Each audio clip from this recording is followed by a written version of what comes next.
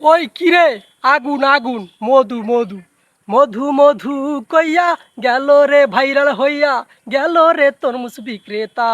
ও ভাই রে, গেল রে তরমুজ বিক্রেতা। এখন নাকি তরমুজের নাম হয়ে গেছে মধু।